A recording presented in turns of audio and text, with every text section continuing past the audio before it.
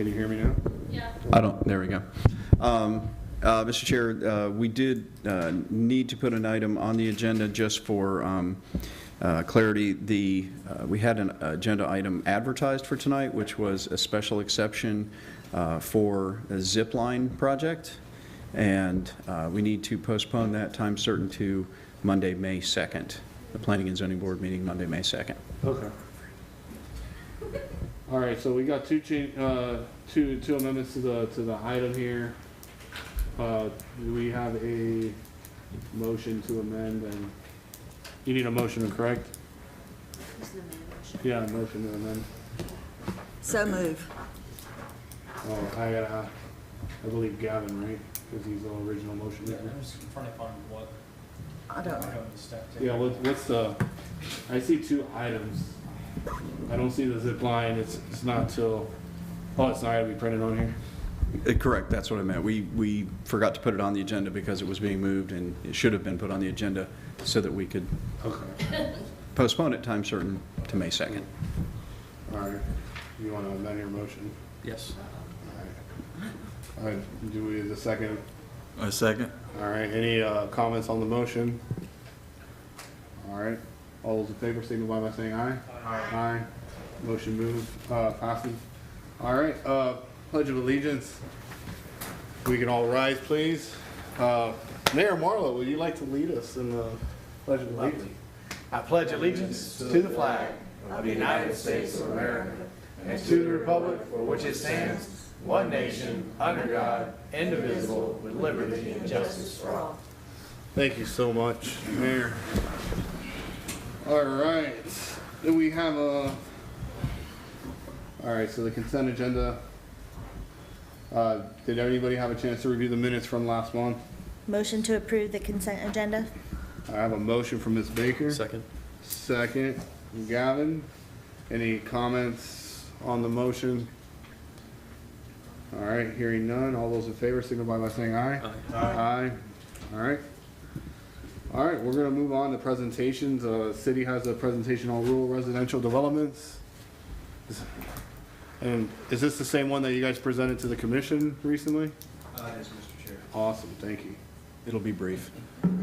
No, I was curious if it was any different than what we. Different in that it may be a little bit more brief. Thank you, Mr. Chair. Staff just wanted to refresh everybody's memory about rural subdivision development in the city of Newberry.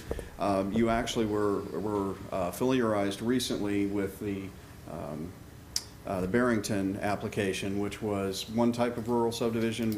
We have basically two types of rural subdivision that can be developed in the city of Newberry. So you've got the small-scale rural subdivision, 25 or fewer lots, like you guys just became familiarized with, like I said, with the Barrington application. And then you've got the planned rural residential development, which we anticipate there are going to be at least one or maybe more of those being presented here in the near future. We wanted to remind everybody what they were about. So the small scale, as you know, can be anywhere from 1 to 5 acres, maximum of 25 lots in the subdivision. It is generally, it's going to be served by well and septic because it's going to be outside, generally it's going to be outside of the urban services boundary, and does still require paved roads just like any other subdivision of 5 lots or more, and it's limited citywide to no more than 150 lots per year approvable by the commission. That's the code again. You've already been familiarized with that because of the previous development. And then for planned rural residential developments, these are developments that are over 25 units, and they are going to maintain the maximum density of 1 unit per 5 acres, but they're allowed to be clustered in smaller lots of 1 to 3 acres. The benefit to this is a lot of people don't want to maintain an entire 5 acres, and so but they want to be in the rural area. And so with the clustering, the developer saves a little bit of money on the development because you don't have to extend your, not utilities, but your road infrastructure and everything as far. And it helps conserve the green space because you're only developing the residential portion in 1 to 3 acre lots, which leaves the undeveloped area either for perpetual green space and potential use by the community, or eventually, if water and sewer ever does reach the development, it can be developed at a higher density at the discretion of the commission. Again, can be served by individual well and septic systems. It does require paved roads as well, and there's no limit on the number of lots, but from a practical standpoint, you know, the PRRDs that we have right now in the community, Dillon's Grove is a maximum right now of 70 lots for development, which is about 350 acre equivalent, and I think Half Moon Station was about 26 lots. So they tend to be a little bit on the smaller number of lot size, just because of the land it takes to develop them. Some examples, like I said, Dillon's Grove, 350 acres at 70 units. Half Moon Station, that was close, 130 acres at 26 units. Double Barrel Farms, which has not developed, 158.5 acres at 31 units. With Half Moon Station, you can see up in the upper left corner the undeveloped area. It's very well defined in that photo. That's the land that's set aside either in perpetuity if water and sewer never reach the site. If water and sewer someday, 10, 20 years from now, are extended that far south, then conceivably, again, with the commission's blessing, those could be developed at a higher density because they'll then have availability of water and sewer, centralized water and sewer. So in comparison, until 2019, Alachua County had similar code to ours in that it allowed up to 25 lots, rural subdivision lots, to be developed between 1 and 5 acres. They made some changes along the way, starting in 2000 and latest in 2019. Their comprehensive plan amendment reduced rural subdivisions to 9 or fewer total units. So they went from 25 down to 9. Anything over 10 units or greater has to be developed as what they call a rural cluster, which is somewhat similar to our planned rural residential development, in that with the difference being they require 50% open space, and there does not seem to be a provision in their code to allow that to be developed at a higher density in the future if water and sewer reach that development. And that concludes the presentation on rural residential subdivisions. Like I said, we just wanted to bring everybody kind of back up to speed because we think you're going to be seeing an application Mr. Chair, Yes, soon. Mr. Moore. I just have a question. So I can't remember if this board has asked for it, but I know the commission asked to bring both of these ordinance back separately, the under 25, the over 25, for the opportunity to tweak these before we get any more. And I know you prefaced this presentation because we have more coming. I just want to make sure we're all on the same page and we're being clear in our communication that before any more of these come forward, we're going to have the opportunity maybe to have this body give the commission some advice on the under 25 and the over 25 as separate concepts, and that we would have the opportunity to go back into those ordinances and make the appropriate changes before we're standing here again and saying, well, we've got one and we've been thinking about, changing it, but we haven't got there yet. And they wanted to move it forward. And, so I just want to make sure before those other applications come forward, we do the tweaks. And there may be no tweaks, I don't know, but I think this board, Member Baker wasn't here, but when we talked about this before, clearly said we want to, dust this off. We haven't done a lot of these in the past 10 years.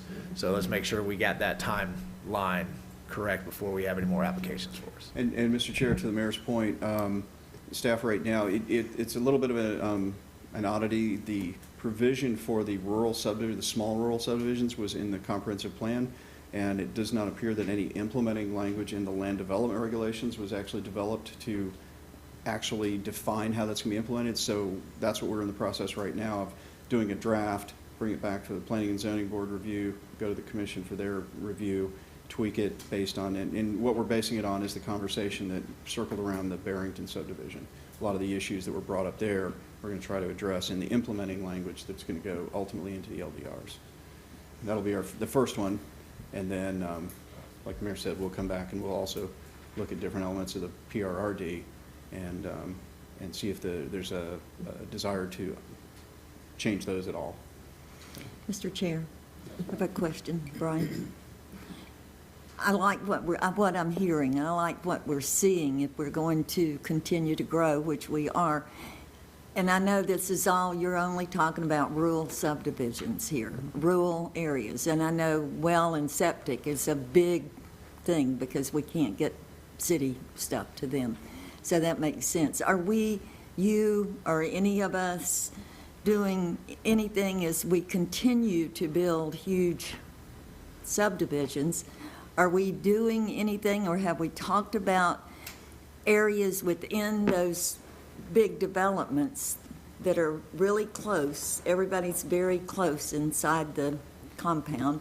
But I'm not seeing parks, like bike paths, that kind of thing. Have we discussed that, or are we willing to discuss that? Because I'm looking at the Newberry Municipal Building as being the only building in town that you can rent for a wedding or whatever. I know we have others, but that's a community area there. So, I don't know, are we looking at that, Mayor Marlowe? Are we going to plan something for that, not just look at it? Yeah. As far as I know, where the developments that have come before us that didn't already have the entitlements, we've started to make things like sidewalks, playgrounds as mandated. I think that there's still a further conversation about the quality of those playgrounds and that kind of stuff that we need to get better on, but so the answer to your question is yes. Okay, we need to do that soon. Big. Go ahead. I was say, along those lines, coincidentally, had a really good conversation today with a developer that is talking about requesting a community development district from the city commission. And one of the primary benefits of a CDD, and CDDs, you have to be of a certain scale, and Newberry's developments are now reaching that level where it makes sense to actually do a community development district. But one of the primary benefits is that it provides a funding mechanism that allows the developer to go to a little bit higher level of amenity development within the community. So like you're talking about, more room, more room for maybe bike lanes, more amenities for that community and development in that community, park space, or more highly developed parks within the. I mean, there's a wide range, and so the reason I bring that up is because we're going to actually have a presentation next Monday night. If you all are interested, if you can't make it, we are of course on YouTube. You can watch us on YouTube. But the commission meeting Monday night, there will be a presentation on community development districts if you want to familiarize yourself with that concept. And when it comes back before everybody, you'll already have a leg up because you'll know what they're referring to. And they're just it's going to be at the city commission meeting 7 o'clock. Yes, ma'am. Or on YouTube, on our YouTube channel.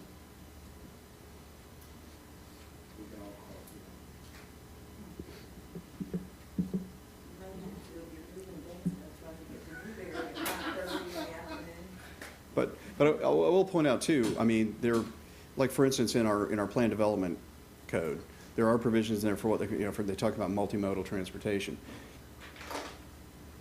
Buses and things like that are probably so far down the line, it would make absolutely no sense to require that of a developer in Newberry. However, maybe a bike path in addition to the streets, that might be, down the main boulevard or something. You certainly wouldn't want to require bike paths through all of the side streets, but maybe the main boulevard or something. It's within the code to allow the discretion of the commission to. So what you're saying is that the dream of a metro rail station from Newberry to Gainesville is not going to happen? It's not for a long, long time. I know bike paths are We'll have flying important. cars before then. Bike paths and sidewalks are really important in a neighborhood like that. But I also was in a neighborhood off of Parker Road recently for an evening event, and they have golf cart streets. I don't know, you can't, it has do not enter signs with the cars and stuff, but the whole neighborhood, can ride their golf carts, just about anything. So that could maybe also be another something to discuss, other than bicycle paths, walking paths, and. Well, as you remember, or may remember, we already have an ordinance that allows for golf carts to be driven on the streets other than the state roads within the city of Newberry. So we already do accommodate. In fact, they're supposed to drive on the roads and not on the sidewalks, which you sometimes see. So, Brian, question, with some of these rules, to Linda's point, building sidewalks, I know that's a huge concern of our city. A lot of citizens are talking about, obviously this is a state road, so we're very limited on what's going on. But a lot of people have been talking about the whole sidewalk project from Newberry to Jonesville. Is that like, with rural developments and them being in charge of, they're just in charge of just for clarity, they're in charge for sidewalks and what happens inside their community, not so much what happens on the outside, correct? that's correct. I mean, there may be at some point in the future a joint project where they, to extend like a rails to, not rails to trails, but a bike trail out Newberry Road from Jonesville. I think there's already been some efforts to connect Gainesville to Jonesville, and then someday, if funding's available, then they might take it the extra few miles to, you know, it would presumably be down the state right away. Okay. So it would require coordination with the state. There's a lot of talk of those types of trails and connectivity. Actually, Newberry conceivably would be this pretty interesting hub, because we would be the center point between multiple communities in the area. But those types of projects are pretty expensive and long-term, and so you know, there's no, as I'm aware of, any immediate plans. But Right. there's a lot of plans, no immediate plans. Okay. And then my other question is if these subdivisions that are currently at, you know, Dillon's Grove, Half Moon Pond, if something were to be adjusted, would they be considered grandfathered into what they were, or would they have to abide by the new recommendations that we put in place on anything they build further on?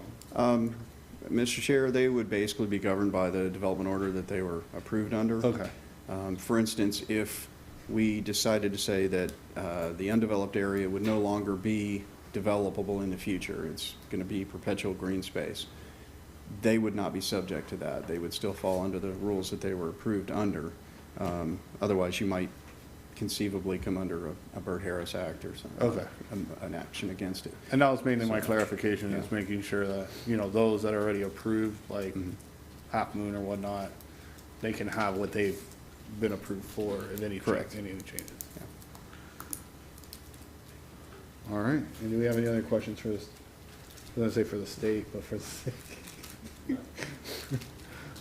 None? Well, thank you very much, appreciate that. Thank you.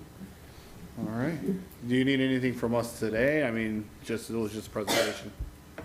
No, Mr. Chair, it's just a presentation to, like I said, refamiliarize yourself with those two in anticipation of some applications coming in the not too distant future. All right, well, we appreciate everything that staff does, and thank you so much for putting this together, and we look forward to the future of what you guys come to us with.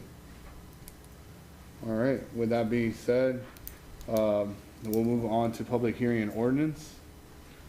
All right, this is the fun part, quasi judicial. Look at that, I'm already looking at the attorney, making sure I'm in check. All right, so I'm gonna go ahead and read through this one time. If anybody else new comes in, then obviously I'll have to reread it again. But this will help move things along rather quickly. We're going to enter into quasi judicial proceeding. And the way it's going to work, the city attorney or the chair will read into record the ordinance, resolution by title number. Then the city attorney and chair shall explain, well, that's what I'm doing now. It's all public testimonies will be taken under oath.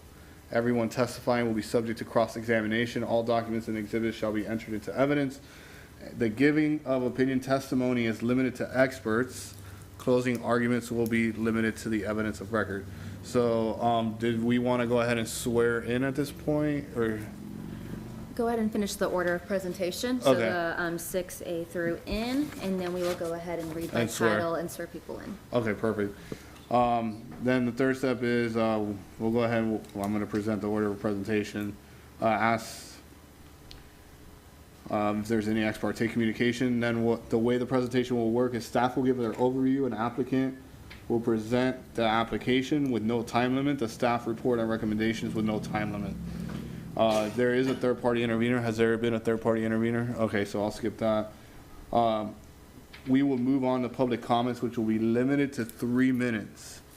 Then the applicant may cross-examine.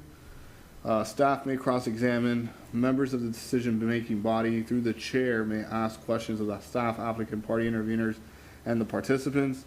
Then we will have final arguments made by the applicant, staff, related solely to the evidence and testimony presented at the hearing and introduced into the record. And then the city attorney will advise the decision-making body as to applicable law and factual findings that must be made to approve or deny the application. We will deliberate on the application, and then after deliberations, a vote shall be taken to approve with conditions, continue, or to deny the applicant. We do have a full quorum today. We have 5 members. So there is no split of anything, and it will be either 3-2 or unanimous or however we want. And city attorney? I'd be happy to read the first resolution. This is resolution number 2022-06, a resolution of the City Commission serving as the Board of Adjustment of the City of Newberry, Florida, for approval of the variance petition as authorized under Section 3.2.5 of the City of Newberry Land Development Regulations, providing for the reduction of the minimum lot size from 10,000 square feet to 9,000 square feet to allow for subdivision of parcel number 02255-009-000 into 2 buildable lots as provided for within Section 4.5 on certain lands within the corporate limits of the City of Newberry, Florida, repealing all resolution in conflict and providing an effective date. All right. Thank you, Madam Attorney. Janine, would you be so kind to swear whoever will be speaking in? Yes, so if you plan to speak on either this issue or the next issue, you can stand up, raise your right hand. All right. And do you repeat me? I swear to tell the truth, the whole truth, and nothing but the truth? I swear to tell the truth, the whole truth, and nothing but the truth. And your names? Hang on. Chris Pop, Brian Thomas. Paulina Jackson. Taylor Reading. Very well. So, that. All right, so everybody's been sworn. We're good. Ex parte communications on the first topic? None.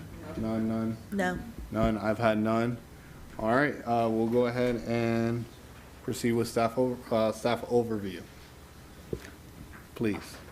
Mr. Chair, the applicant wasn't able to be here tonight, so I'll just go ahead.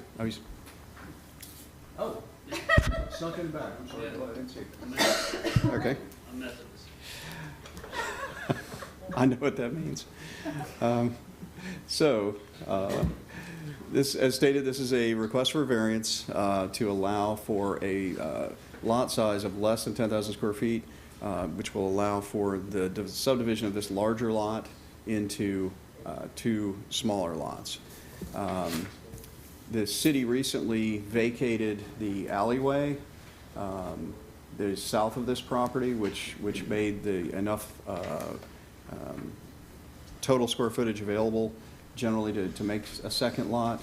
And so that the general area, it's down on next to just north of Southwest 3rd Street, backs up to the train tracks.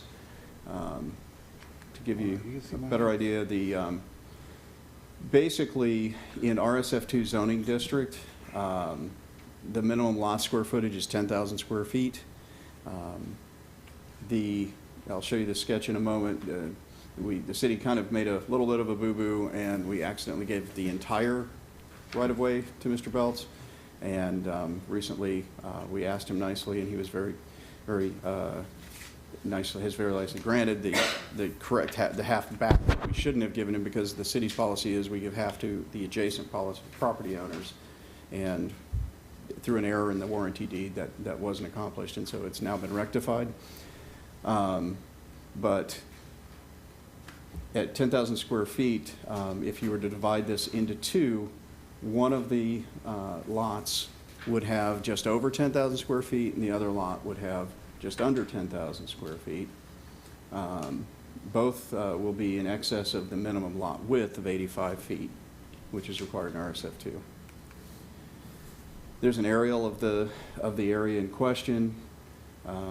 So basically, in the sketch you see here, you have I don't know if it'll show. No, it won't show.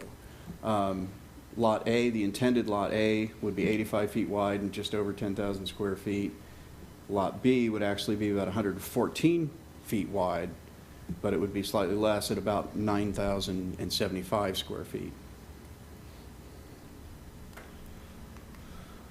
And as you can see there, the minimum requirement for RSF2 is 10,000 square feet. So the variance would request a lot somewhat smaller than that.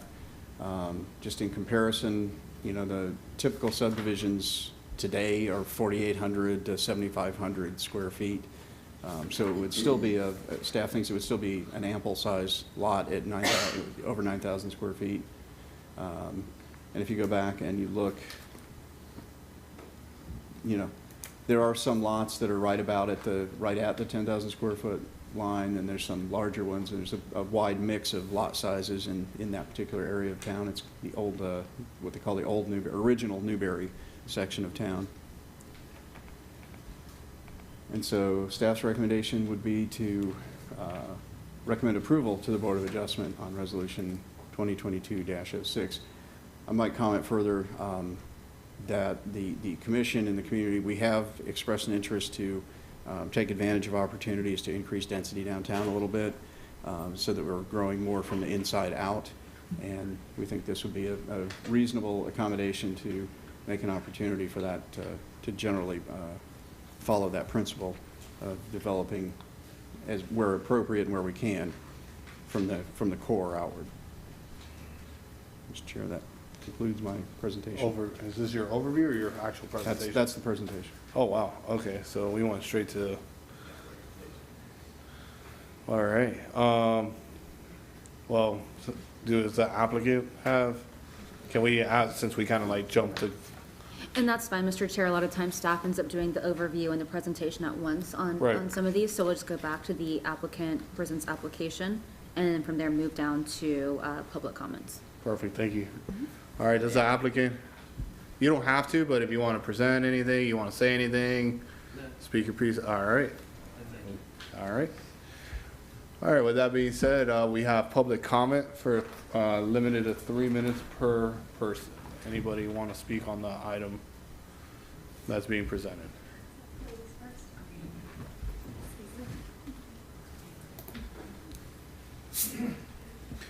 And just for the record, if you could just go ahead and state your name. Absolutely. All right, thank you. Of course. Thank you guys for having us. My name's Haley Reedy. I live with my husband, toddler, and soon-to-be second baby boy on the parcel directly across from the lot in question. Our neighborhood is conveniently located to everything in Newberry, but sheltered from the hustle bustle of the state roads that surround it on either side. Since we moved in 3 years ago, we think of our neighborhood as kind of an extension of downtown Newberry. But our neighborhood's just that. It's a neighborhood. It's not a subdivision. Nothing wrong with the subdivisions we were talking about. They're incredible, all of Newberry's subdivisions. But our neighborhood is comprised of unique single-family homes with yards, most of which have been here for a very long time. My home, for example, was built in 1956. All of the Newberry long-timers we speak with tell us they knew someone who lived in our home or played in our yard growing up. That's something really special to us, and we work really hard to maintain our home to honor its history and its future. Although we will miss our view, I told Mr. Belts that. We've made peace with the fact that a home would be built on the parcel in question long ago. However, to split this lot into 2 parcels, each of which would be smaller than the minimum square footage requirements in the zoning district, and shove 2 homes that will likely be spec homes in a neighborhood that does not have that look or feel. It's growth, but I don't think it's the type of growth that fits our neighborhood or aligns with Newberry's downtown vision of, protecting the future while preserving the past. I know the city of Newberry, small businesses and individuals have poured their hearts into rebuilding and maintaining a quaint downtown that is profitable, but still has that small town feel. It's my husband's favorite thing about Newberry, mine too. And while I've met Mr. Beltz in passing, I understand he's trying to make this decision from a financial standpoint. I can speak on behalf of my neighbors. Larry is here as well. As I've been in touch with all of them, when I say we strongly oppose this variance request, my husband or I would be happy to answer any questions as this goes on. Thank you. All right, thank you, Haley. Appreciate that. All right, do we have any other public comment on the?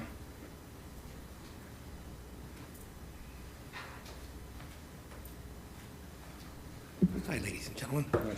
My name's Larry Lund, and I'm not as elegant as her, but I agree 100% with her. I've emailed Jamie, and the mayor, and a few others. I'm concerned also about, I've asked for a stop sign, and I think I got pretty much a runaround a little bit. Development is great, but we have a small community. We're going to add maybe one, obviously one house, maybe two.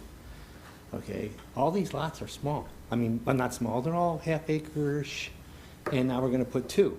I just got done working in St. Augustine before I got injured and my military disabilities took over. $600,000 cookie cutter homes, and it's the same developers there that are here. It's no different. So while I seen the properties just south of us a little bit by the new development, those are the same as the new development. We don't live in the new development.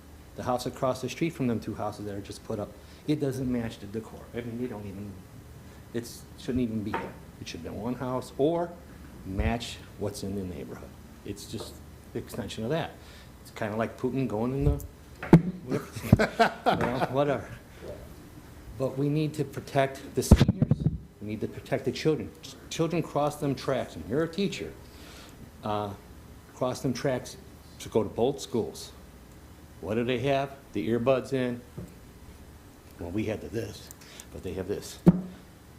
I almost got hit driving my lawnmower by a car because they were doing this. I've lived a pretty long life. Kids deserve to live a long life. Seniors deserve to go out with dignity, not by somebody crashing because they're on their cell phones. She's pregnant with another baby.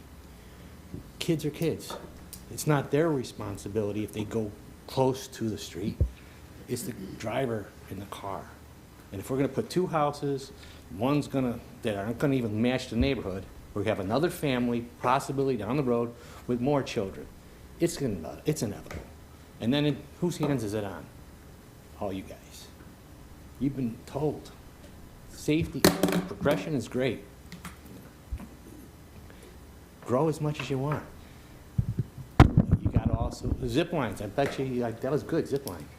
All the precautionary measures that have to go and all the I's dotting, T's crossing for all the safety with zip lines, put it in our streets.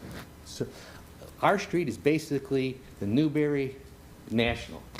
They start and then by her house it's like, and then they come around that way. And somebody's dog already got killed before I ever moved in there.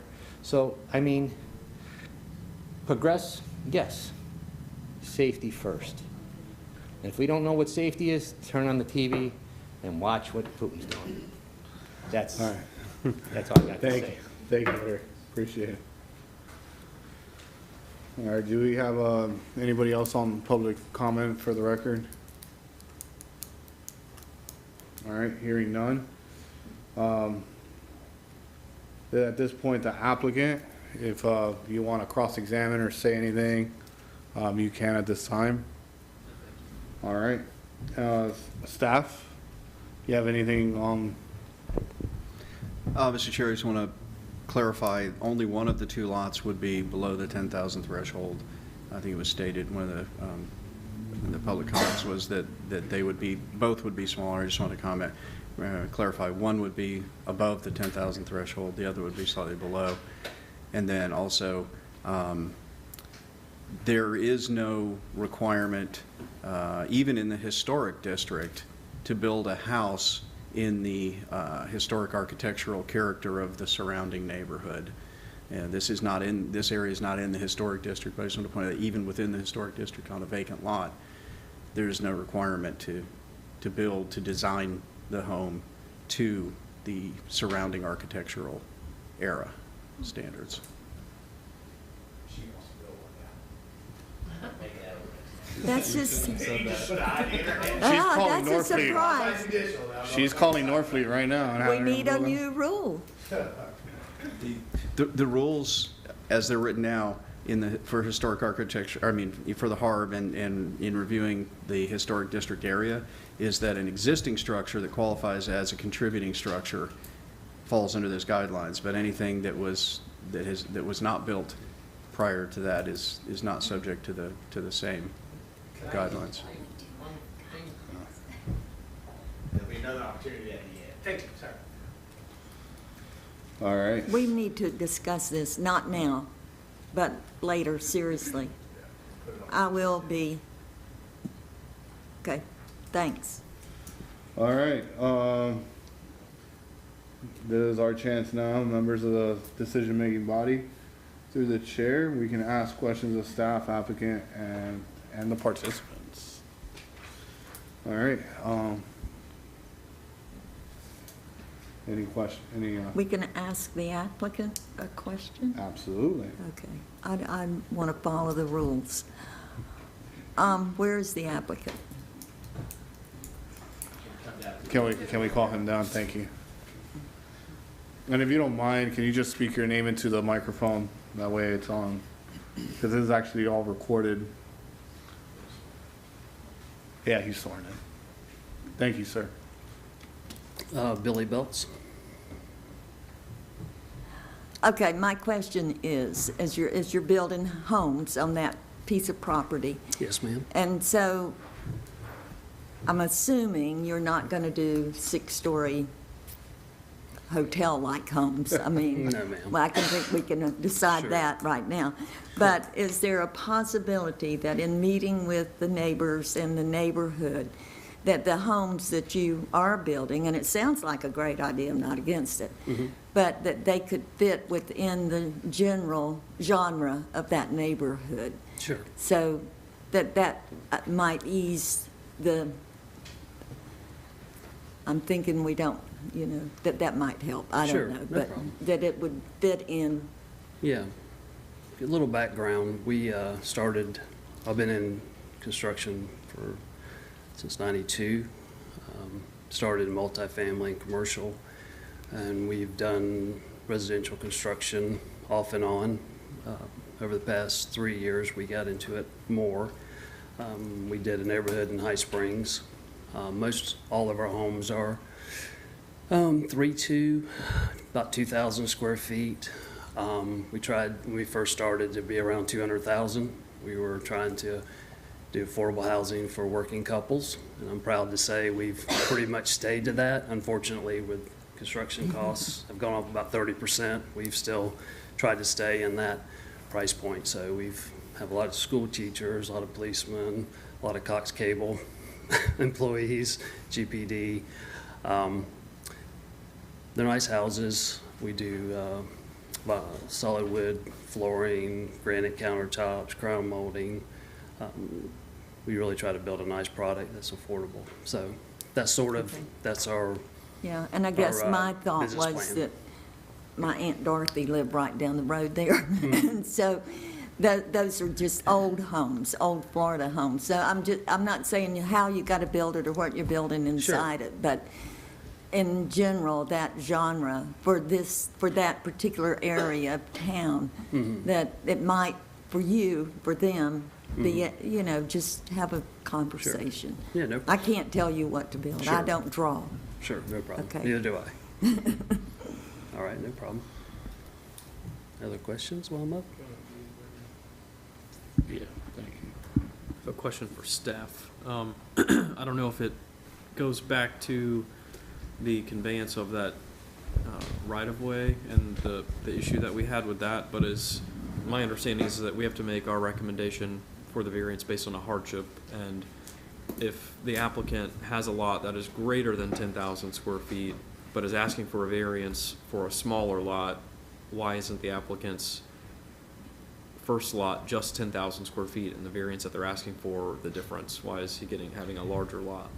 Mr. Chair, the difference is about 394 square feet. So it's minimal, but also to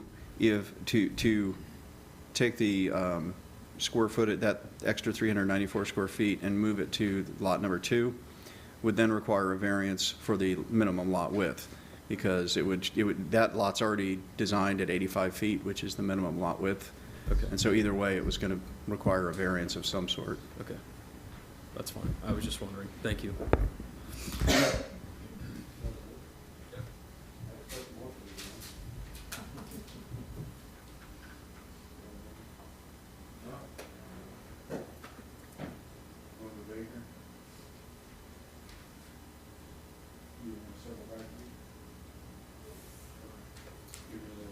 Mr. Chair, Yeah. I have a question for the applicant. Sorry, I meant to tell you not to go too far Yeah, I was away. gonna say, you might want to sit up here for a little bit. We all understand the economic reasons behind the request, but while I agree with staff that the commission is very excited about infill, filling in these spots instead of always pushing out, the commission has also sought larger lots, and they like that idea of a little bit bigger lots. So, can you speak a little bit to other motivations just besides the economic of why the split? Is it one lot is just a little bit too big? No, That I don't think so. I think I was trying to create an opportunity for another family to live in Newberry. And Okay. by creating only one house, it also pushes the price point of the house greater than. And with the rising interest rates and inflation and gas, like I think most of all of us are experiencing, our buyer's pool in that price point is getting tighter and tighter. So having 2 homes gives 2 families opportunity, and it gets the price point down to where I think it'd be more widely available, especially with the young. We have a lot of young families too. With, I can't tell you, you know this, but the opportunity. I cut through that lot in the 8th grade. My dad in the corner had a little office there. I still see kids going through there to today. It's one of the few spots in town that the children can go to middle school, elementary school, and high school. So we're really just trying to create more of a family opportunity. okay.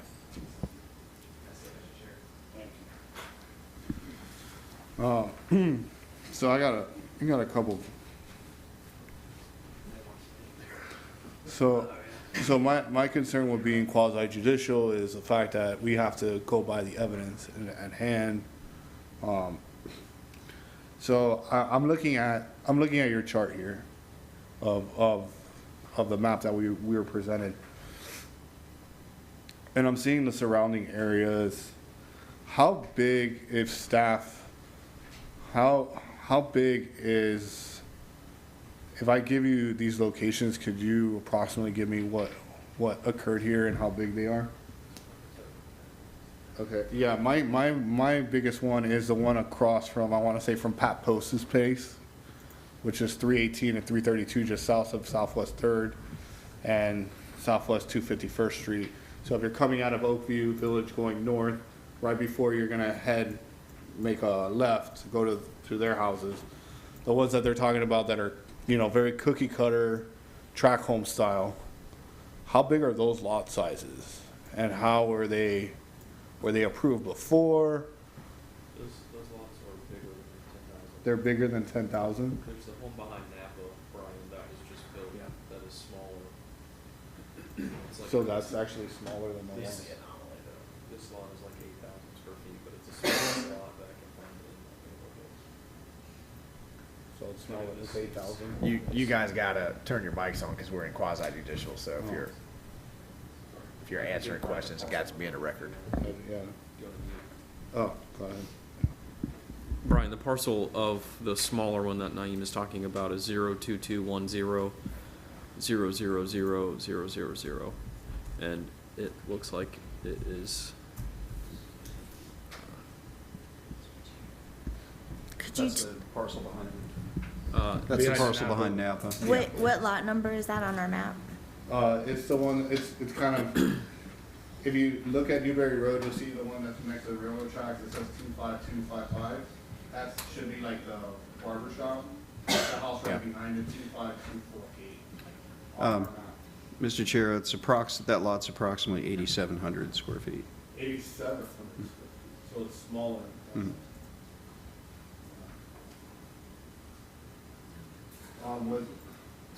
Was that approved beforehand? How, when did that, because considering that it's supposed to be 10,000.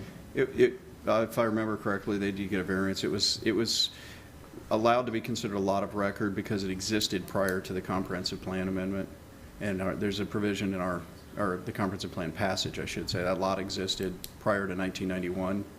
And so there is a provision that it could be a buildable lot because it existed as a lot of record prior to the adoption of the comprehensive plan. Okay, and did you say the 318 and 332 address, are those smaller? No, those are larger. Those are larger than 10,000? Mr. Chair, I mean, I think if you've driven that neighborhood, Yeah, I drive it every day. all of those lots, besides for the new one, Right. which, yeah, it seems like there was something to do with the railroad in there too, like that road that's there is not really a road. They're all about the same size. And that neighborhood does have sort of a feel of those larger yards, old Newberry type neighborhood, you know, so I know that they're gonna be slightly different sizes and some will be a little bit bigger, but, you know, I don't really have to look at the map to tell you when you drive through there, they've got pretty substantial yards around them, you know, they just have that old Florida feel to them. The question here today is, do you want to adhere to that in that spot? Do you want to adhere to that feel, or are you willing to? So my concern becomes this, is seeing that 318, 332 are actually bigger lots. However, I feel like I'm contradicting myself because I am one of these that does live in Oakview Village. But I've seen the mistakes that we've made in the past with the size of the driveways, sidewalks, and that concern. My fear is that if a lot is actually smaller than that 318 that I'm seeing being erected as we speak, my concern is there enough room for a driveway? Is there enough room for the city to actually put their sidewalk? Because this is gonna be considered public roads. And this isn't private roads at this point. This is actually public access. So my concerning is there gonna be enough easement with the space that we're looking at and to adhere to what that area? So it comes down to public safety is my concern at this moment, with the space that you're asking to do. So, Mr. Chair, a number of things. If you look at the map, if you look at the narrower lots that you see kind of sprinkled throughout the area in this vicinity of this variance request, a number of them are only 70 feet wide. Again, they existed prior to the adoption of the comprehensive plan and the adoption of the land development regulations. So at least from the appearance standpoint, like I said, the one lot would be 85, which is compliant with the actual code, and then the other would be 114 feet wide. So width-wise, the appearance is still that they're going to be large lots. The depth of the one lot is a little bit less, the smaller lot, because you have the diagonal CSX rail right-of-way that runs through the back. But from the road appearance, it's going to be wider than a number of the lots that are already in there, which actually don't comply with the land development regulations of 85 feet. But again, because they existed prior to the adoption of the comp plan, that's not an issue with those. Do we have a minimum that the square footage of that, or, I want to get the wording right. But is there a certain size the house needs to be to stay in compliance with the area? Like, they can't obviously build on that whole, they have to keep a certain setbacks. So will they be able to build a 4,000 square foot house and then all of a sudden they have no yard, no nothing? There's certain maximums in terms of the floor area ratio to the lot size. Right. But really what's going to drive this more than that is just plain economics. I think that the applicant was kind of alluding to that. If you stuck with a single lot, then from a price standpoint, there would be, the size of the lot would indicate a much larger house, but then your price point is so high that it doesn't fit with the surrounding neighborhood. See, I tend to disagree. I tend to disagree because you don't have to build a sizable, like you still build a 3-2. What we're asking here is to split a lot so they can have 2 houses versus 1. Correct. So the feasibility of actually building an economical house is a possibility. They're just, in my honest understanding of this and what I'm seeing as black and white, is we're being asked to split a lot so they can put 2 houses instead of 1. Mr. Chair, I was talking about your question, which was what's to prevent somebody from building a 4,000 square foot house, and what's to prevent them is market forces, because the surrounding area wouldn't support the cost of a house at 4,000 square feet, most likely, in this area. It would be unlikely to build a house of that size in that area.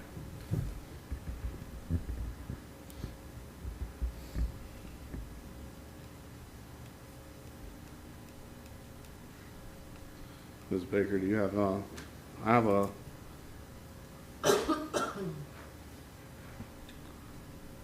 a couple more things, but do you want me to continue? Or Keep would you? going. Some of my questions have been answered already. Oh, that's and good. Well, great. yeah. Now, speaking, will this, obviously this will be city water, city electric. Is that all feasible to run for 2 extra properties?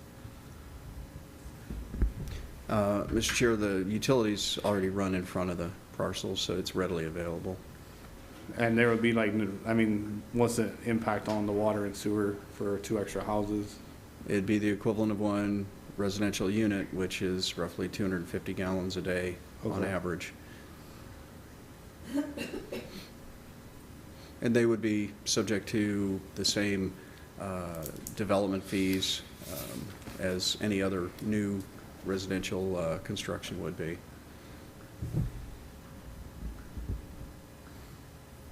Thank you.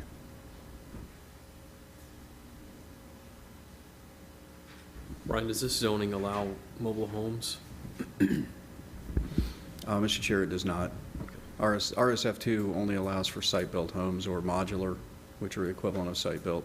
It would have to have a zoning that also allowed for it, and it doesn't. For mobile homes, it does not.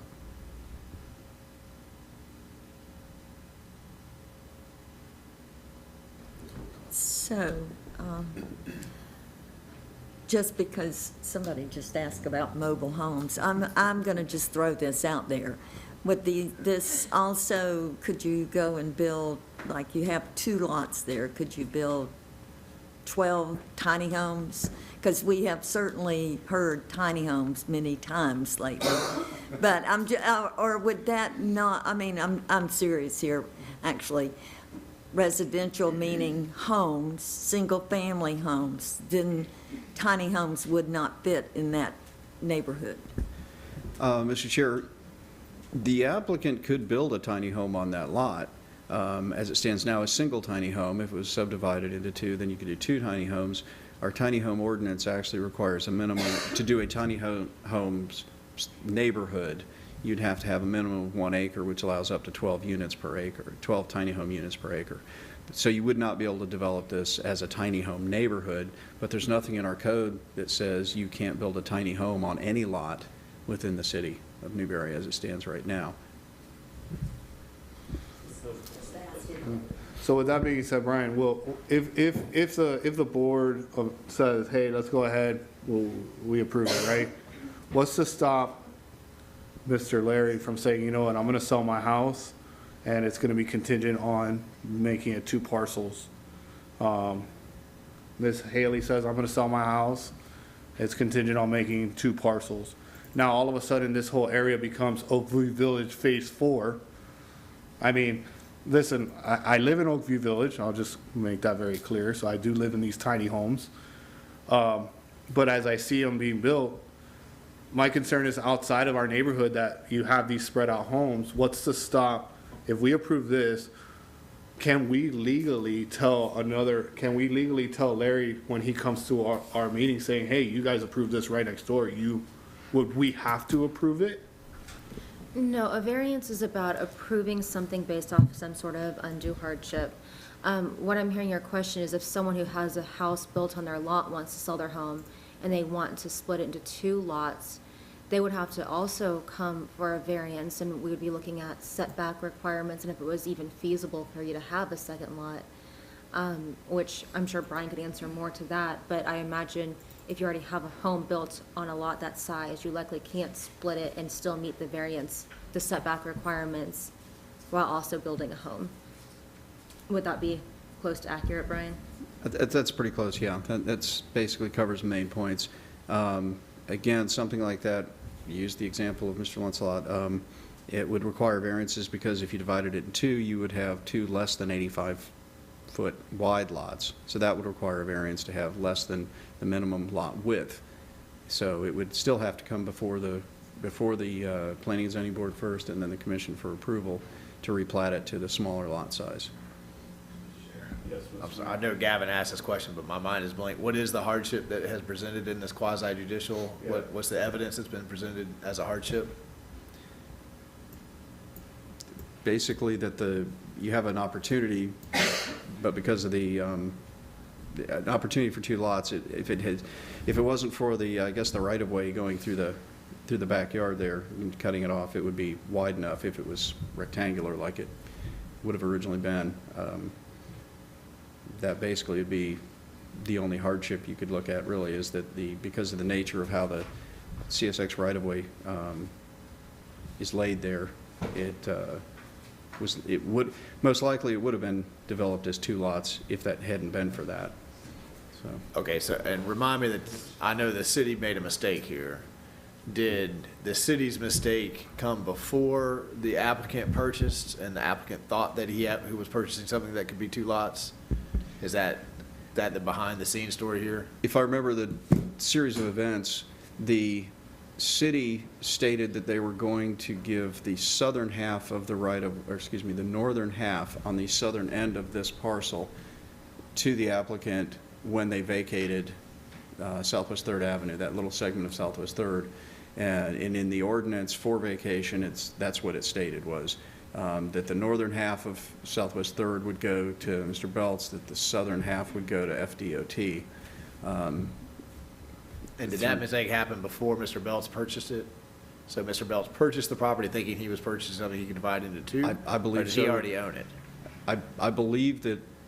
Because in my mind, that makes a difference. He may have purchased it first, but we'd have to ask Mr. Belts. I can't. Mr. Belts, without looking it up, I did can't. you buy that with the belief that you owned enough property there to separate it into, and could you come down to the podium when you answer?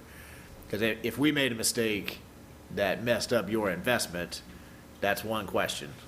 You know, if you bought it and it was 1 lot and it just occurred to you later on to separate it into 2, it's a separate question in my mind. The vacation of the right-of-way was after I bought the lot. Mhm.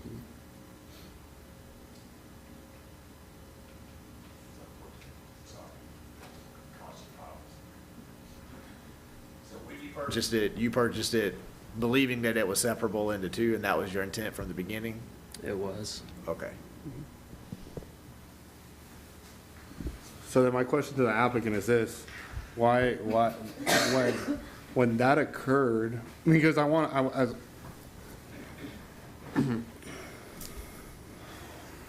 when that occurred, when you bought it, why wasn't that brought up? Like, why did you wait till now to make this happen?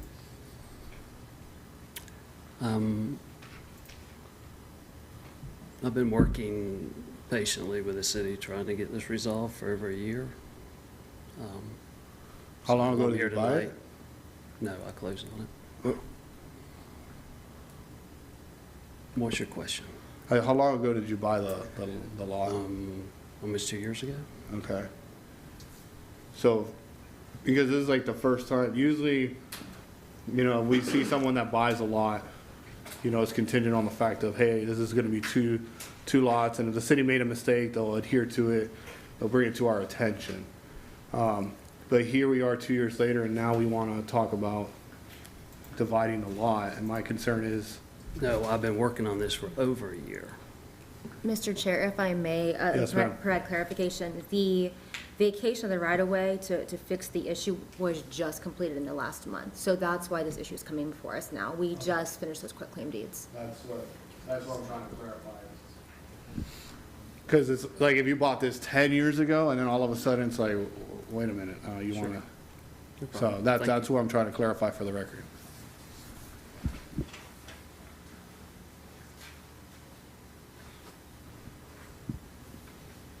Do you have any more questions, or do we beat this one?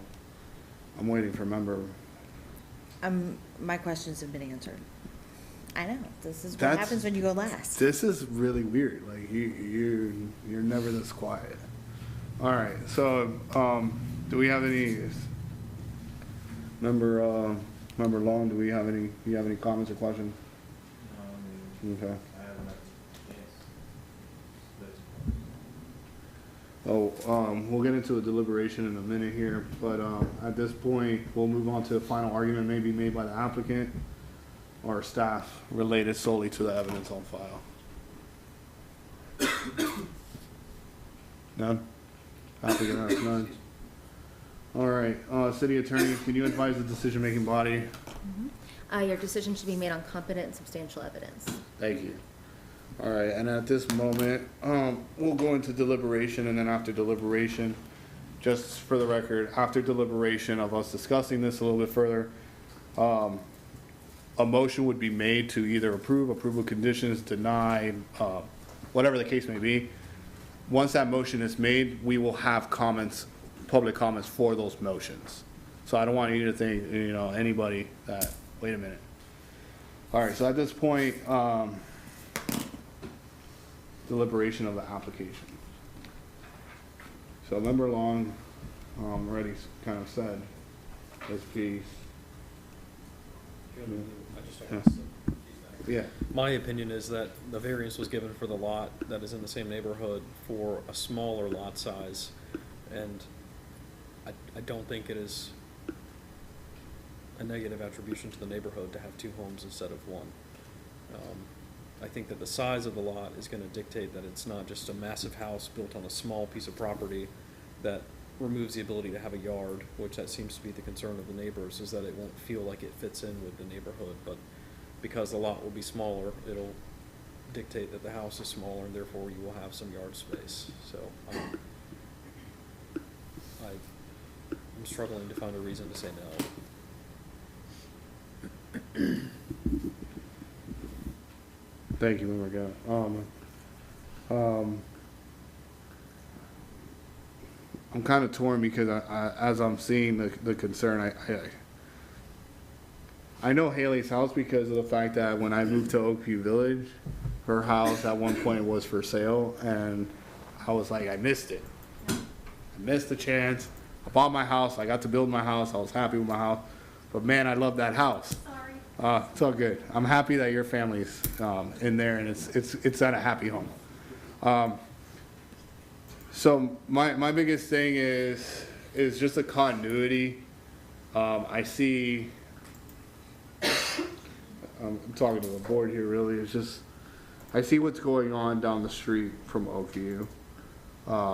You got two houses that kind of like stick out, but there is no rule. There is no rule. There is no law that says that they can't build a frame house with hardy board siding, and that they could be identical to each other. I know Miss Haley's house has the similar siding, but it's built very differently. And I believe since we're in quasi judicial, we can't really discuss how he's going to build the house because that's not really our concern. Correct? Right? I've learned this throughout the time. You can discuss it, but you're basing your decision on competent substantial evidence. Right. And what is presented today. So that's just my concern is seeing the layouts of everything. However, like Gavin said, it's very tough to I can argue feelings, but opinions in a quasi judicial do not mean much. We need factual findings. And like you said, it's very hard to find any kind of evidence against it. Well, Mr. Chair, I was I don't actually- have a motion. We're just deliberating. Yeah, and I was actually on the other side because I wasn't hearing what the hardship was, so I was having a hard time figuring out how in quasi judicial you were going to approve it, but now understanding the backstory Right. of the easement problem, and the applicant was gracious enough to give the easement back, but that move now took away his ability to split, which was the intent all along. So that's the hardship that I think is being presented to us. This person bought a lot that they thought could be split into two. The city made a mistake in the process. We've discovered the mistake. He's done his part by trying to rectify the mistake, but still asking to be able to do what he originally intended to do. I think that's a hardship that can't be ignored. So until understanding that, I was actually sitting here trying to figure out how you would actually, in a quasi judicial. If there's no evidence of hardship, then we can't. Because there's no evidence of hardship. But there is. Right, so now you're back into emotions of I just want to let him do it or don't want to let him do it. But now I think you have a hardship.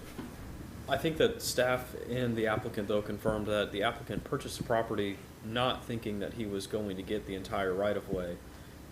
Just by happenstance, the city accidentally granted him the entire right-of-way, and then the applicant was gracious to come back and say, I'll participate in fixing that mistake. I don't think that he bought the property assuming he was getting 100% of that right-of-way. Is that correct, Brian?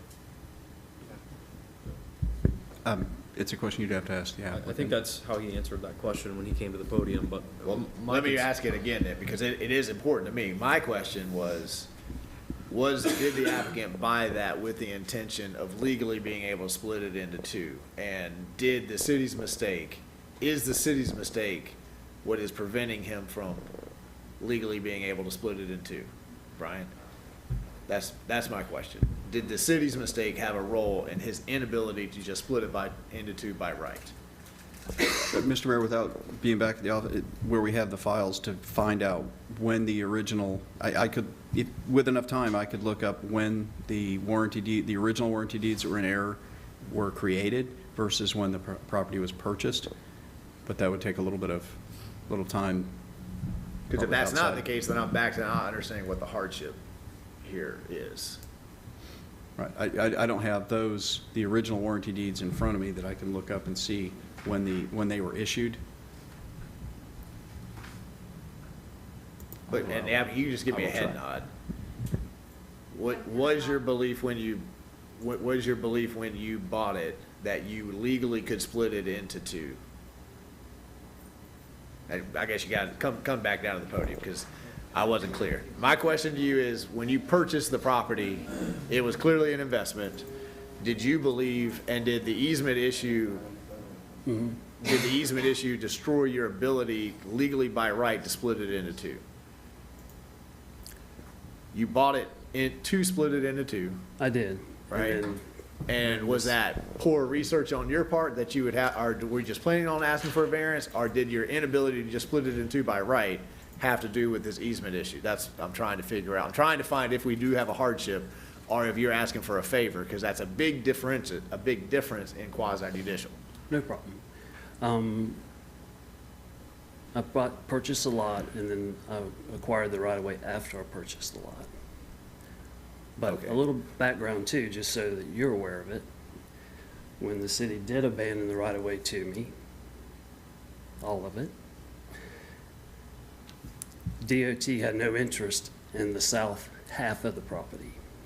My attorney confirmed with DRU they had no interest in the half of the property. The city's position and policy is, on the abandonment, they give half of the right-of-way to one party, half to the other. So at that point in time, I could have I didn't even have to come here. I could have Right. just applied for a lot split and done it. But the city reached out to me and said, we really would rather stick to what we normally do, which is half to one and half to the other. Okay. So that's why I'm here, because I worked with the city after I went through the process. Okay, so, but you originally bought it and did not anticipate being able to split it in two by right. By a happenstance of us not following our own procedures. We gave you enough property where you could split it into, and then we realized that mistake, said, hey, would you mind going back and let's adhere to our normal traditions, and you agreed? That's true. Okay, okay. I think I've got it in my, I mean, I understand it's a lot. If you're watching at home, it's probably a little confusing, but again, guys, we're in quasi judicial. So for clarifications. Right. In quasi judicial, the applicant has to present a hardship, right? And say, this is the reason why you guys should break your own rules, right? And so it's a really important point. Has the time and expense that the applicant has gone through to participate with the city in justifying the problem, though, not created a hardship on the applicant's inability to not develop the property for a year because he's been waiting to resolve the issue? I mean, is it an exchange of hardships for the applicant to say, well, I've set through the city's process to fix the issue because the city has given me hope that if I do that, we're gonna get to this point tonight, and it'd be recommended that you have a variance to develop 2 lots? I think that's an excellent question for staff. Did we give the applicant the idea that if he gave us the easement back, he would get staff's recommendation? Because staff is clearly recommending approval, but we haven't had any evidence of hardship. So was this give us the easement back and we'll recommend approval tonight? Mr. Mayor, that would suggest like a quid pro quo type of offering that no, the staff would make, but staff does support it for the reasons stated. Again, if the right-of-way didn't cut through the backyard through the back like it does, it would be a more normally shaped and would have plenty of square footage available to meet the requirement. Staff thinks that a little bit of flexibility is probably required in these situations just because of oddities from things like railroad right-of-ways and lots that were designed back in the 1920s and things like that. So we try to be as flexible as possible, and also believe that it would help support our overall goal of increasing density in the downtown area. I mean, I could certainly take Gavin's argument. I mean, he has worked in good faith with the city, and he's worked for a long time. I don't know that hits a legal definition of a hardship, but it's certainly an informal hardship that he's undergone through a good faith effort of working with the city. Madam Attorney, are we anywhere close to a legal definition of a hardship, or? Mr. Chair, I think there is some discretion here. I mean, you have to show a hardship, but, there's been a lot of talk from the applicant and from staff specifically about the fact that the setback was initially, the full right-of-way was initially given to the applicant, and then there was no legal obligation for him to then quitclaim 1/2 of that back to the city. So in doing so, I mean, that, I've heard stuff that you could use to argue a hardship if you felt there was a hardship. It's really up to the board to make that decision, but I think there's a lot of discretion when it comes to whether you want to make that determination of willingly giving us back the property that he was deeded. Does that constitute a hardship?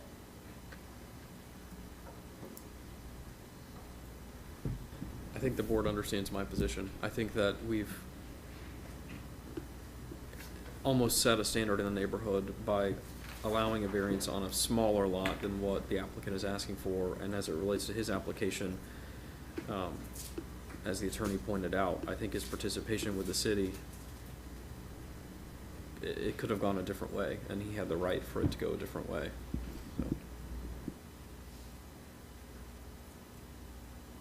So. I don't disagree with that either, but I want to try to get both the P&Z and the commission away from this idea that a decision in a quasi-judicial automatically sets a precedent. I think everything that you guys look at is different, and every decision you make is worthy of standing alone, and I'm not sure that having one lot in that neighborhood that's smaller is arguably a standard for the neighborhood. I think it could absolutely argue that it's a precedent, But I don't think that we got to get out of this headspace of precedence, right? To Because my knowledge, everyone it's- is going to be different that we look at. It's the newest home that's been built in that neighborhood by 30 years, I believe. And so it's the most modern home that's come in front of the city for development. And I don't know, I wasn't part of that decision for that variance, but, I mean, I understand that it could create an issue to set a precedent, but if we're arguing that we don't want a small lot in this neighborhood, why was it granted to someone else for reasonably the same request? It doesn't look like their situation was any different. They just had it before. But to your Okay. point, Okay. that was my argument that I was giving earlier and asking about to Madam Attorney was, well, one person did it, why can't we do it for them? Which then becomes a domino effect of, well, Miss Haley wants to sell her house and split it, and now when I did it, he did it, why can't I do it? So we're gonna continue the varying domino effect here, and that's my concern, that it's gonna trickle into smaller and smaller and smaller and smaller, because I'm allowed to split, because this guy did it 2 years ago, then this guy did it a year ago, now 4 more people are gonna do it. And that's where I'm coming from, is I wanna make sure that we're not setting ourselves up for more and more splits in this area, just because one was available to do it. Now we're splitting this one, now we're gonna split another one, now we're gonna split another one. Well, like the mayor was saying, you don't want to use the word precedent in this conversation, because everything we can, they could actually, I think he said they could put a time on there, they could put something completely different in that space also, so. I mean, I think every situation will be different, so I don't want to just say it's gonna always be everybody can do the same thing, but in this case, it seems to be something that would be feasible to do. That's correct. Mr. Chair, I would point out, and you can't see it because I can't put it up on the screen, but if you go back to the original plat layout, these were all 70 by 140 foot deep lots. And, this lot was actually 2 lots. It was 9 and 10 in block 45. Across the street, the lady that spoke, their lot was originally 6 and 7 of block 44. And so the development pattern that actually occurred over time doesn't really bear any relationship to what was originally platted for the neighborhood to begin with. A lot of lots were combined into bigger lots. Some lots stayed the same size. And so there's a lot of variability in lot size throughout this area. Although it does appear that most of them would fall with a couple of exceptions, and those are the ones that fall along the rail line. The original lots were right at about 10,000 square feet. They were narrower. They were 70 foot wide by 140 feet deep. So. Thank you. Jessica, do you have any comments? I would really love to hear what's going on in that line. I have no comment at this time. All right, do you have any other comments? All right, at this point, I'll entertain a motion, and a second, and then from there, we can go into public comment on the motion, if we have a motion. I'm not gonna touch that one.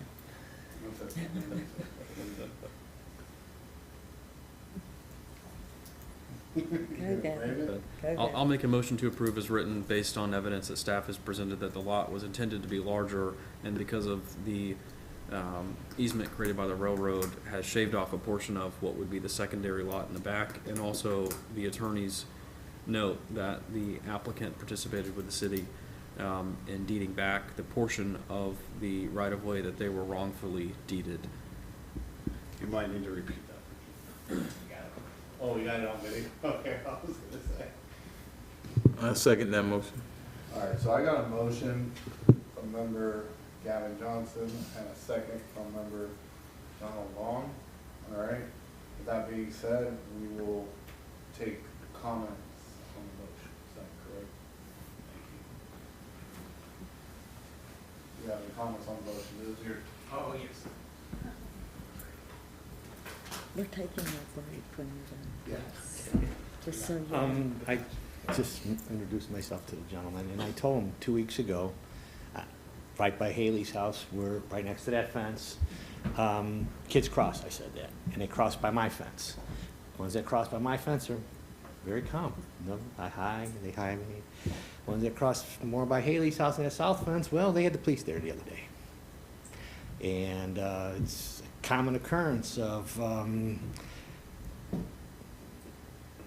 let's just say, inappropriate behavior.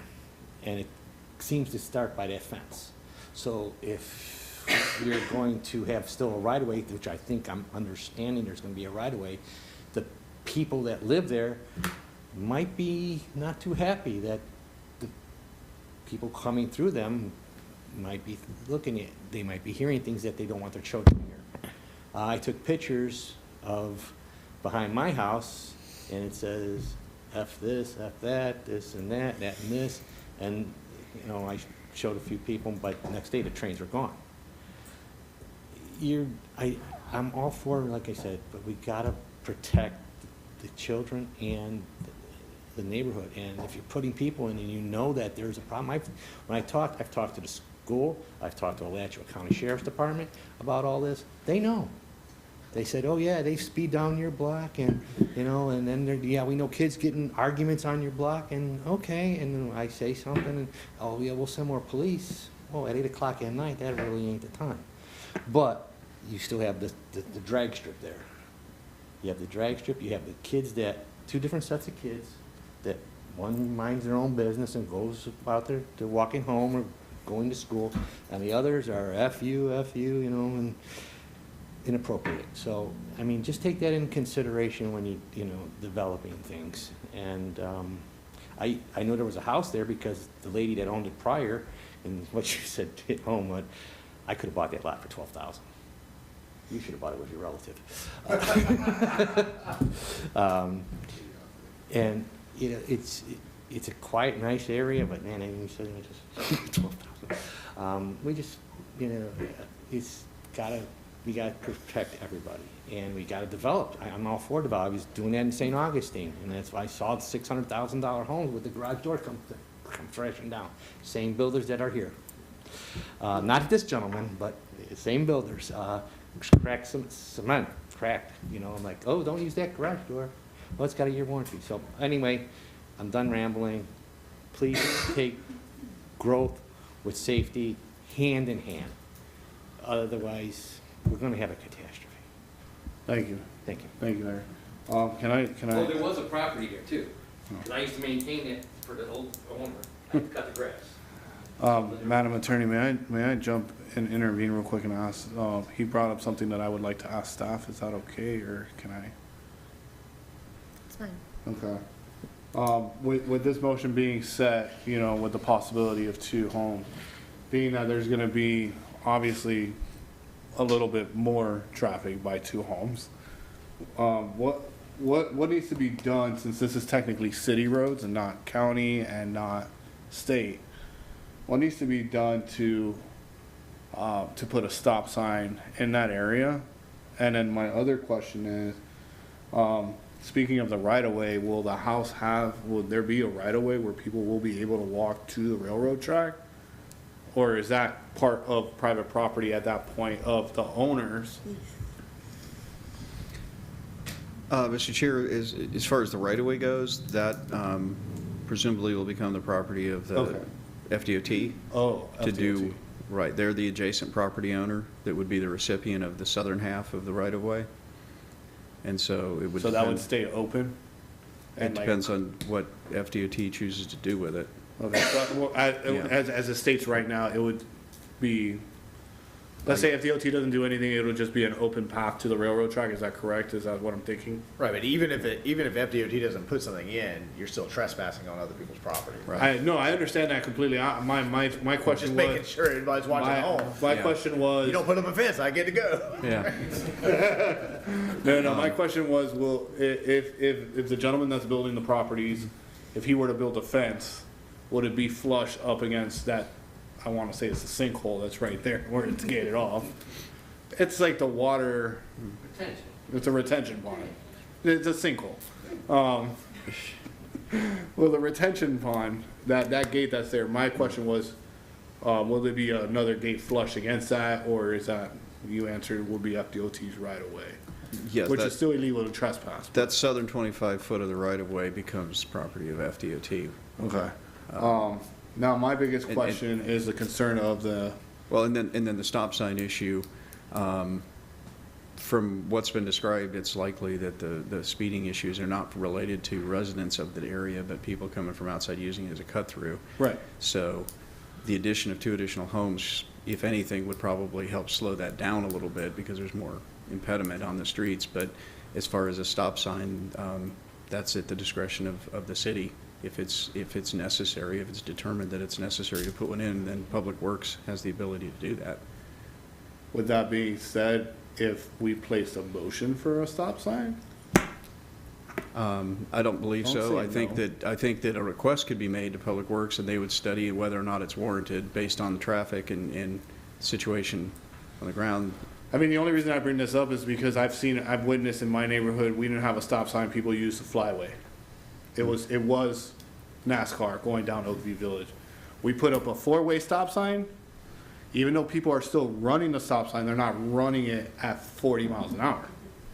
I think, So they're running it at 10 versus 40, and versus no stop sign, they're not drifting into a corner. I think the appropriate thing to do though is vote on the motion in front of us. But I was and then saying in if- comments afterwards say, hey, and I highly recommend that city do a study about. I wouldn't try to tie. Well, the reason I was saying is I didn't know if a stop sign would be required in a motion. That's something new to me, so I didn't know if the city would require a motion on that. Requiring the applicant to put a stop sign in would be considered an exaction, and you'd have to prove that there's a rational nexus between the exaction and the application at hand. I'm under a time restraint here, so. Do we have any other comments, public comments? I do. Sorry, Larry. I'll get back. I was wondering, it started. I feel like this decision is a little contingent on checking, is it Mr. Thomas's documents of the timeline here? Because I know it's he said, she said, but when I talked to Mr. Belts years ago, we were all under the impression he was building one single-family home, and he even mentioned convincing his wife to move into the neighborhood. So these few years, I've even been working with city workers in the flipping manhole in the street, trying to help and trying to get this forward, because one home is great. That's what we envisioned. But I don't know. I think just keep in mind with decisions like this moving forward, what type of people this might drive away. Because my husband and I moved to this neighborhood because it's a quiet, historical, we have space, and I just think if there's 2 homes on this lot, like you brought up, what's to stop the next lot from being those homes? And I mean, when we can afford it, we might move out. And I don't want that to happen. I love this neighborhood, but if this is the way this is going and that becomes all of downtown Newberry, I don't know. I just think it's important to keep in mind moving forward. Thank you, Ms. Haley. Do we have any other public comment on this? All right, no public comment. Does Dias have any comments on it? I have a question for the attorney. Now is the appropriate time to ask that question. Always. Madam Attorney, is it your opinion that our motion has been made on significant evidence to place a motion this way? The motion contained the basis that the board felt would be competent and substantial. And it's your discretion to determine that.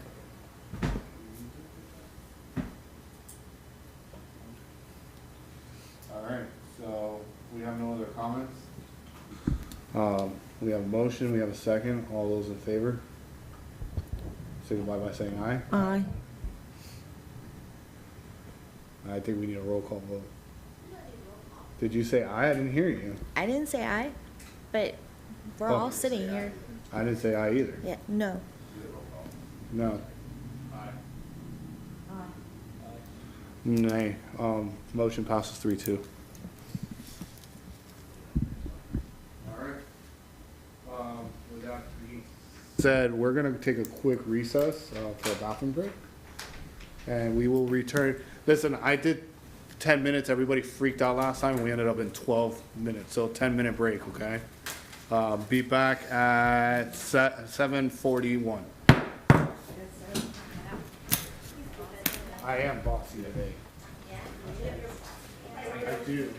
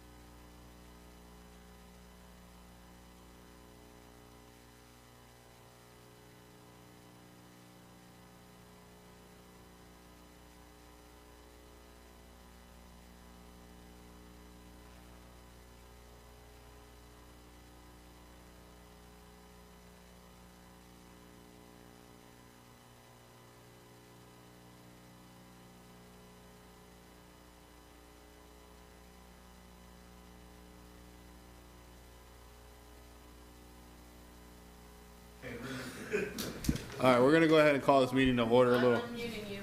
All right, unmute me and then let me know when I'm good. You're good. All right, we're gonna call this meeting to order, 7:40, a little earlier than before. All right, we are on topic number 4, and we are still, we're still in quasi even though, We are, yes. okay, so we're still in quasi judicial.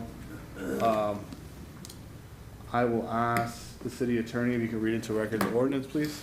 Resolution 2022-12, a resolution of the City Commission serving as the Board of Adjustment of the City of Newberry, Florida, approving an application for site and development plan approval for construction of a 1,000 square feet building addition and a new 6,000 square feet commercial building, an associated site development in an industrial zoning district pursuant to sections 14.12 of the City of Newberry Land Development Regulations, located in 41 Commerce Park, parcel number 01897-100-020, on approximately 1.48 plus or minus acres within the corporate limits of the City of Newberry, Florida, repealing all resolutions in conflict and providing an effective date. Thank you, Madam Attorney. At this point, I will ask if we've had any ex parte communications. Baker? No. Long? No. Wilcox? No. Johnson? No. None for me. All right, do we have a staff overview, or are we going straight to the report and recommendations? I can present them. Awesome. All right, staff, please go right ahead. All right, BD Electric, Burgess and Dudley, represented by JB Pro here tonight, are seeking to expand their existing facility. The total expansion would be 7,000 square feet, with 1,000 square foot of that being an addition to the existing structure on site. And that 1,000 square feet would be used for warehousing and storage. And then a separate detached 6,000 square foot building also for warehousing. It is in 41 Commerce Park on the parcel outlined there. And then here is the site plan. The green dashed line is the existing structure, and then those outlined in blue are the proposed additions. And then they have also added parking on the north side of the parcel. Excuse me, and where is this located? In 41 Commerce Park, it's in our industrial park. There's the railroad to the south, and then State Road 45 to the west. Yeah, I'm sorry, I'm just trying to get a map of it to see where we're at. Is that where the forest was, Gavin? Is that near RPM Auto? Yes. Okay. Here? BD Electric. This. Yeah. I don't have that one. Yeah. All right, thank you. Sorry, I just wanted to get on there. Oh, am I supposed to not get to the recommendation yet? Huh? Should I do the recommendation? Go right ahead. All right. We do things differently here in Newberry, as long as it's legal. On March 29th, the DART team, the Development Application Review Team, met, and they have no comments. And so we recommend that you recommend to the Board of Adjustment approval of Resolution 2022-12. All right, thank you. Staff has reported recommend. We're going to go back and ask the applicant if they have their presentation. Always love seeing JD Pro. What's going on?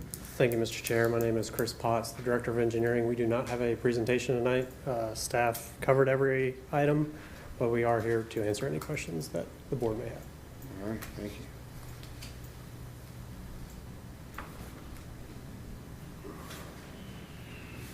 All right, with that being said, there's no third-party intervener.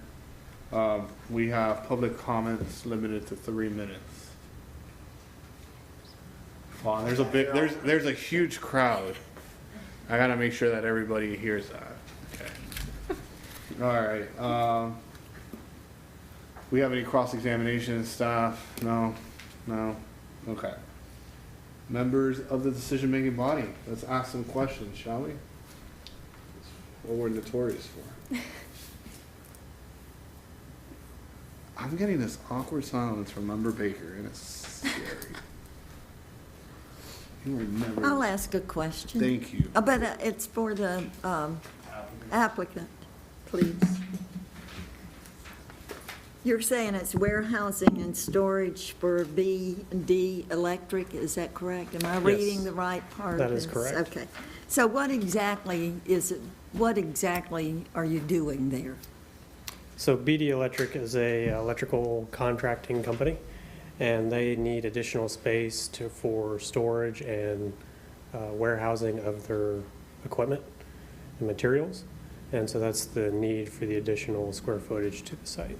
So actually, that won't, I mean, it's just storage of equipment, just shelves or whatever it takes to store stuff on. Okay, thank you. You're welcome. So being that you have the size, do you, is it gonna be similar to what the current construction type of the current warehouse that's there now? Is it gonna be similar? Oh, I'm sorry. Is it gonna be different? I mean, is it? It'll be similar in material. It'll be a Like manual, non-combustible? a metal manufactured building. Okay.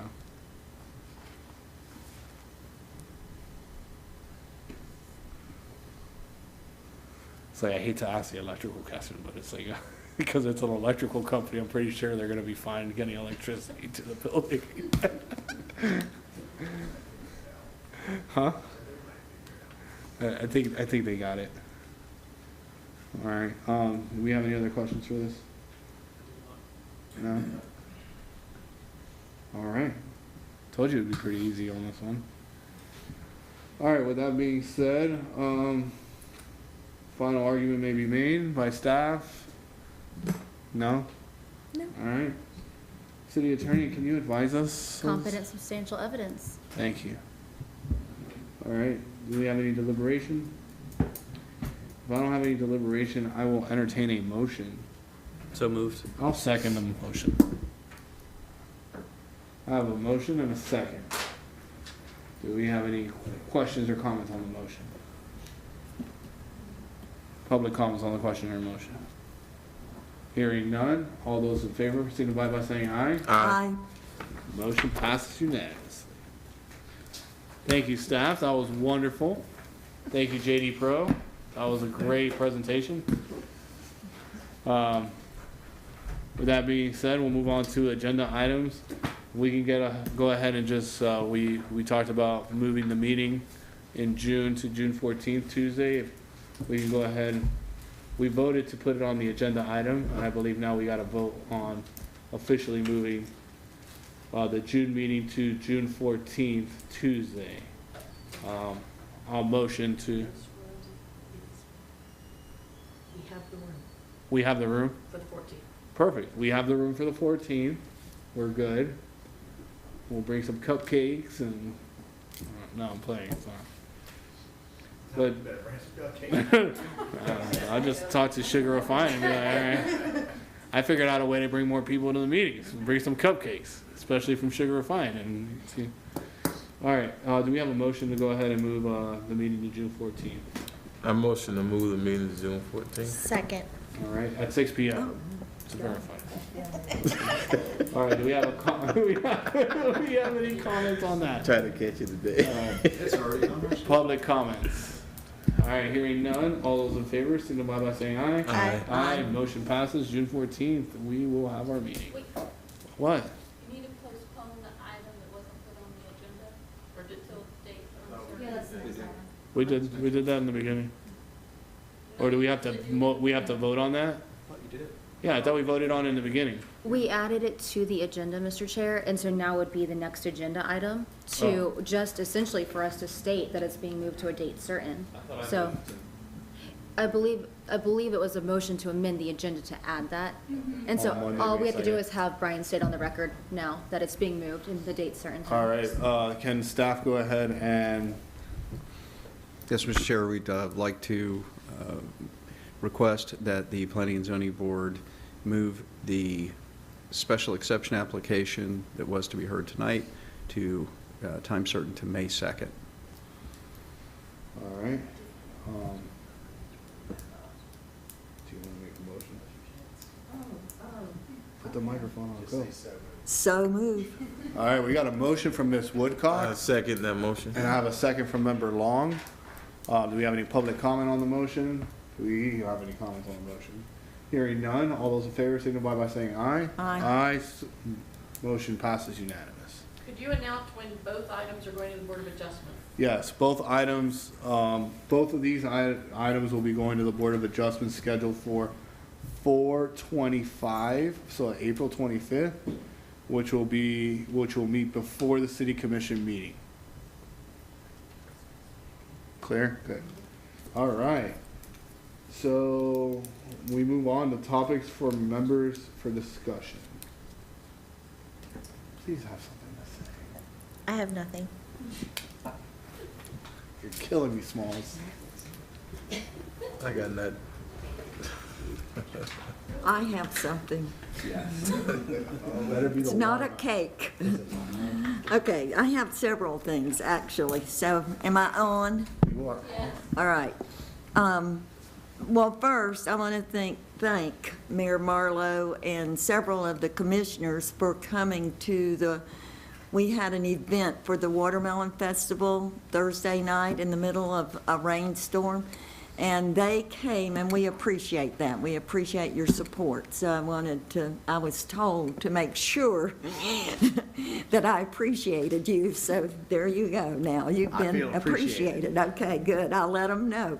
But it was a really fun evening, and if you missed it, next year we're going to do it again. The Garden Club, our plant sale is this coming Saturday. I can't believe it was just like, whew, I couldn't believe it. I thought I had another month. I do not. And I'm saying this mostly because hopefully there are people at home listening, but for those of you here, if you need any plants for your yard, your landscaping, we'll have trees, bushes, shrubs, caladiums. I have caladium bulbs at my house. I have hundreds of caladium bulbs at my house. They are $1 a piece, and they're beautiful this year. They're very, very, very nice. So we'd be happy to sell them to you for $1 a piece. That's one of the plant sale, the caladium bulbs, and our soup and sandwich event are the three fundraisers that the Garden Club does. We send two students this year to summer camp for a week, and we usually send or help pay for at least 2 students from NHS to go to Santa Fe College, and 1 student to go to UF to environmental program. So that's where the money goes. And not done yet. I'm in charge of the parade, the Watermelon Festival Parade. And so I'm going to be posting a lot of stuff on there. I haven't heard from the National Queen, but we're still working on that. We will have our state queen, though, and some others, so you'll have to work around getting vehicles for that. Golf carts, where they're going to have a golf cart contest, decorate your golf cart and come. I heard we're going to have a cow and a donkey or something in the parade. We'll always have queens, always. We always have queens, for 1-year-old or 6-month-old queens all the way to 18-year-old queens. We have queens. So anyway, businesses are welcome to, as there's no charge to be in the parade. It's free. You don't have to sign up. There's nowhere to sign up. You just got to come, get in line, and be in the parade. We meet down by Walker Lee's produce stand. No charge, no sign up. Oh, and without telling me, if your team or whatever, if you have a Girl Scout group or 4-H or FFA or any of that and they want to go, if they have candy on them, you know, this has become a really big question. Can we throw candy? So as long as you have candy, I don't care what you do with it. All right? Just don't tell me. But anyway, parade will Lineup is at 9, parade starts at 10, should be done by 11, then head out to Countryway Town Center where they'll have vendors and slides and food, all kinds of food. Oh, 3D, y'all know 4Ds, 3Ds? They have a vendor booth. They're very excited. And Matt has a vendor booth. So we have 2 barbecues. All kinds of vendors anyway will be out there. So come join us. It is May the 21st. Thank you.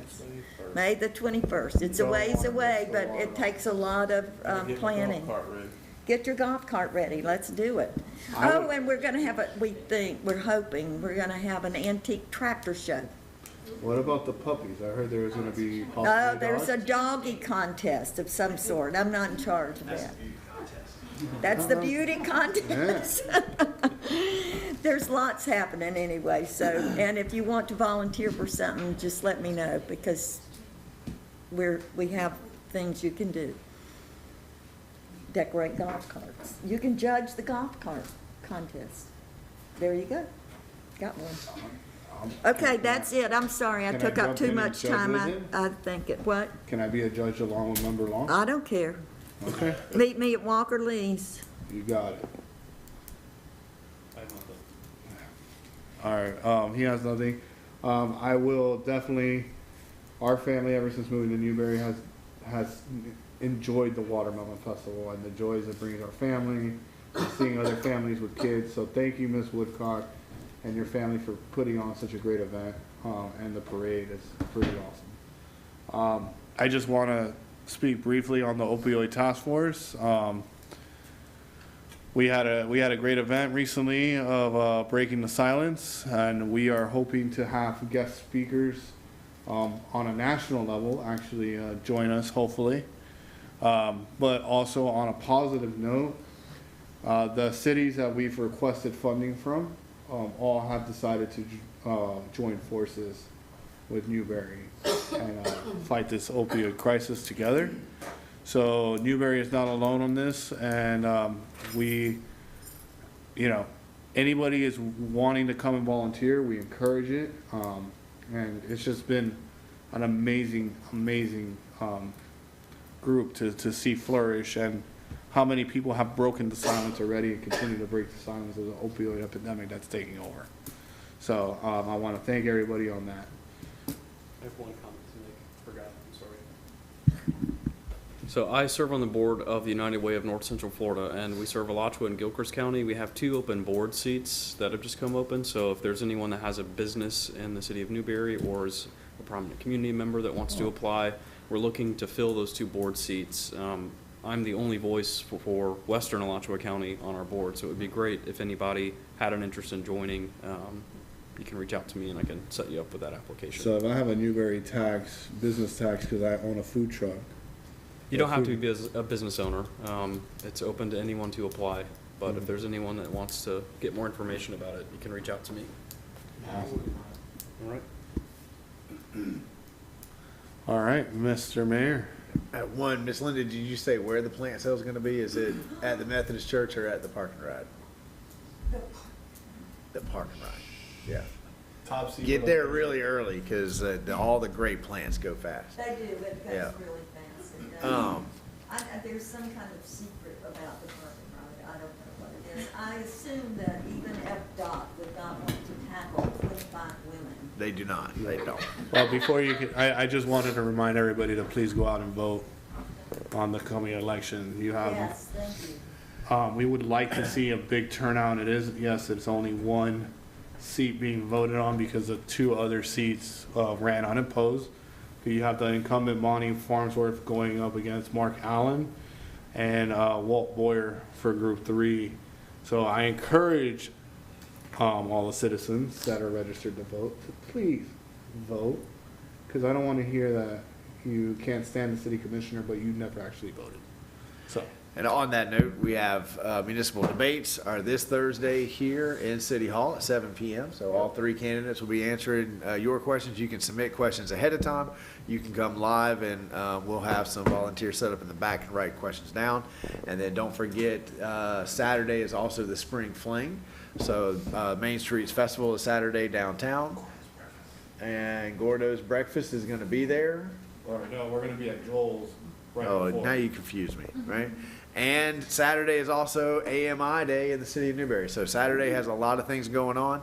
Advanced meter infrastructure will be at the municipal building. There's 2 sessions. One session starts at 10, one session starts at noon. But it will teach residents how to get the most benefit out of your brand new smart meter that is going to be installed. I think all of the houses will have them by the end of the year. So AMI Day, 10 o'clock and 12. Spring Fling, I think, starts at 9 or 10, usually in the morning down here. That's this Saturday. And garden, well, communications, always, I think it's a good thing, right? The more that's out and about, the better, right? Next Everybody's time gonna y'all won't stop have at to crash the Gordo's, park get and ride, breakfast. you'll just come down to the Spring Fling and sell all your plants at the Spring Fling. Well, first off, Communication. What time is the debate with the? Debate is at 7 p.m. right here. So it will be broadcast on YouTube, and the sound will work. And but we encourage you to come live. You know, there's nothing like being right here and hearing something and being able to go back and write down a question in the moment. If you phone it in, there's no guarantee because, you know, it depends on what we're trying to mitigate in the back and moderate in the back. All right, so to get them all, Spring Fling, AMI, debate, election next Tuesday, big happenings. All right, that's all mine, Mr. Chair. And Janine and Sierra, thank you for the well done